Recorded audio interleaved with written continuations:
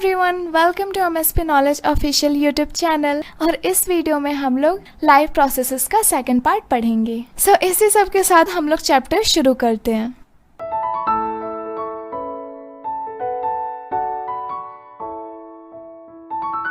अब हम लोग बात करते हैं हेटेरोट्रॉफिक न्यूट्रिशन के बारे में।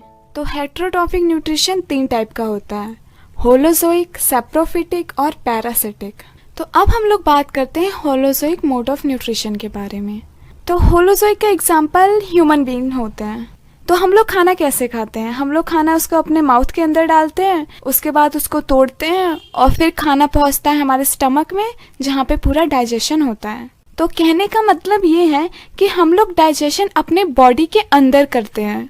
तो होलोजोइक मोड ऑफ न्यूट्रिशन में क्या होता है कि डाइजेशन, जो फूड का डाइजेशन होता है, वो बॉडी के अंदर होता है। तो animal take in solid food and break down inside the body. तो होलोजोइक में 2 बातें होती हैं। पहला कि जो फूड होना चाहिए वो सॉलिड फॉर्म में होना चाहिए, और दूसरा उसका डाइजेशन बॉडी के अंदर होना चाहिए। तो ये हो गया होलोजोइक मोड ऑफ न्यूट्रिशन। इसका एग्जाम्पल एमोइबा और एनिमल है। जो हम आसपास के जितने भी जानवर देखते हैं वो यही काम करते हैं। पहले वो खाना खाते हैं और उसके बाद जितना भी डाइजेशन होता है वो उनकी बॉडी के अंदर यानी स्टमक में होता है। एंड हाँ, एग्जाम की प्रिपरेशन के लिए तुम लोग ज्यादा से ज्यादा सैम्पल पेपर सॉल्व किया करो। मैंने ओसवाल पब्लिशर की एक बुक देखी थी, उसमें तुम्हें सारे सब्जेक्ट के सैम्पल पेपर एक ही बुक में मिल जाते हैं। और इसी वजह से काफी चीप भी पड़ेगा, क्योंकि तुम्हें अलग अलग सब्जेक्ट के लिए अलग अलग बुक नहीं खरीदनी पड़ेगी। इसमें सारे सब्जेक्ट के 36 सैम्पल पेपर हैं, जो लेटेस्ट सिलेबस को फॉलो करती हैं विथ डिटेल सॉल्यूशन।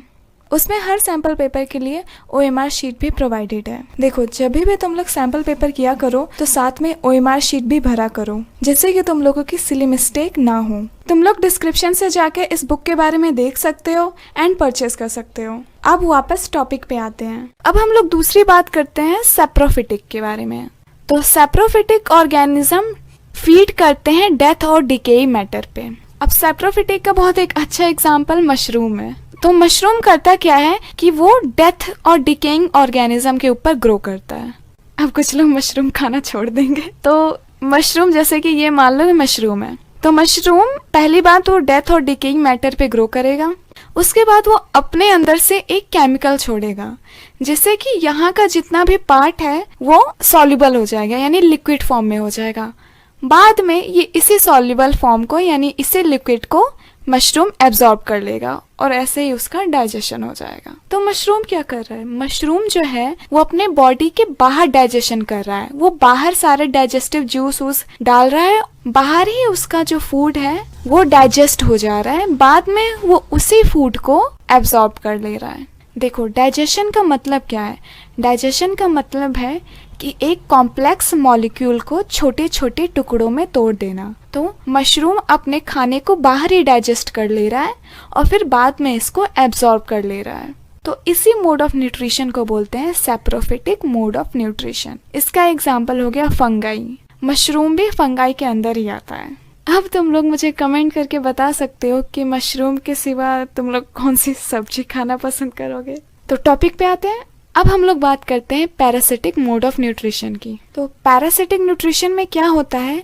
ऑर्गेनिज्म जो रहता है वो या तो दूसरे ऑर्गेनिज्म के सरफेस पे रहेगा या फिर दूसरे ऑर्गेनिज्म के बॉडी के अंदर रहेगा और उसी का बना बनाया खाना यूज करेगा। इसका एक अच्छा सा एग्जाम्पल है मॉस्किटो।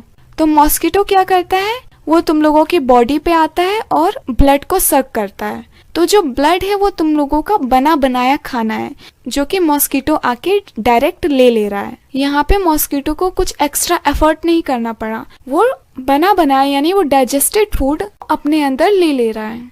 सो पैरासाइट लिव इनसाइड और outside other organism and drive nutrition from it. तो इसका एग्जाम्पल मॉस्किटो हो गया और कसकटा हो गया, जो कि इकलौता प्लांट पैरासाइट है। ये याद कर लेना तुम लोग, ये बहुत इंपॉर्टेंट है। तो आई होप तुम लोगों को हेटेरोट्रॉपिक न्यूट्रिशन अच्छे से समझ में आ गया। मैं दोबारा से एक जिस्ट दे देती हूँ।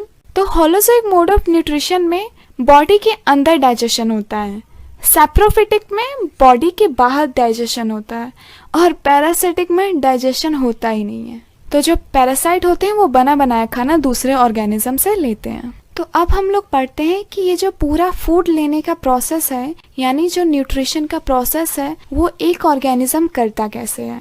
तो सबसे पहले हम लोग यूनिसेलुलर ऑर्गेनिज्म की बात करेंगे, उसके बाद हम लोग मल्टी सेलुलर ऑर्गेनिज्म की बात करेंगे कि मल्टी सेलुलर ऑर्गेनिज्म अपना खाना लेते कैसे हैं। उसमें हम लोग मेनली ह्यूमन डाइजेस्टिव सिस्टम के बारे में पढ़ेंगे। तो सबसे पहले हम लोग बात करते हैं कि सिंगल सेलुलर ऑर्गेनिज्म, यानी जो कि एक सेल के बने हुए हैं, वो अपना खाना कैसे लेते हैं। इसमें एनसीईआरटी में 2 एग्जाम्पल दिए हुए हैं, एमोइबा और पैरामीशियम।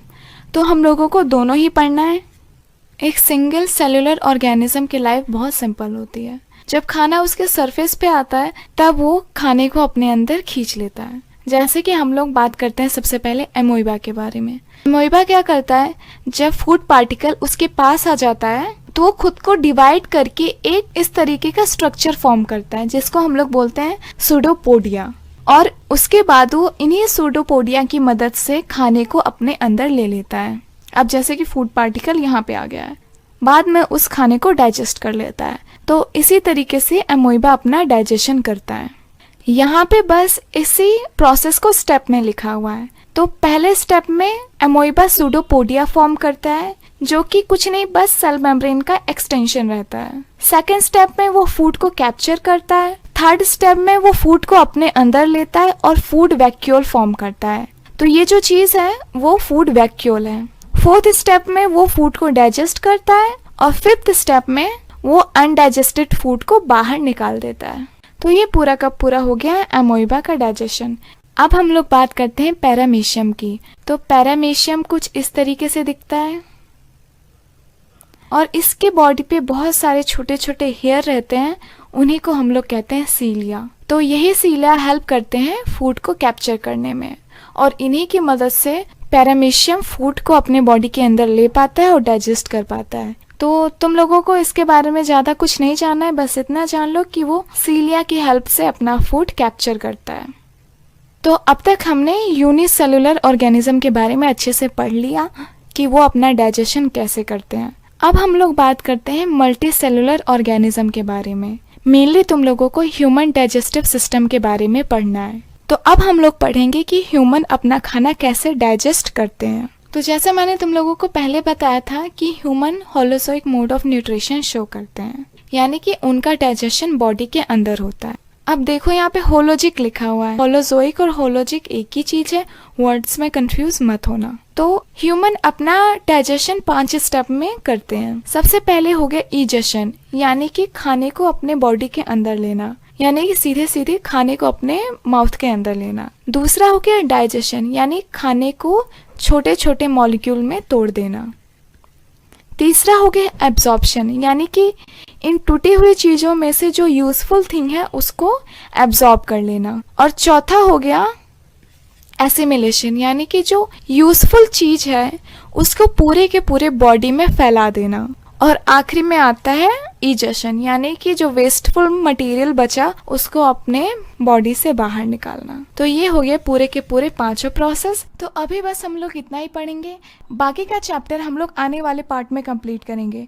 तो इसी के साथ ही वीडियो समाप्त होता है। Thanks for watching.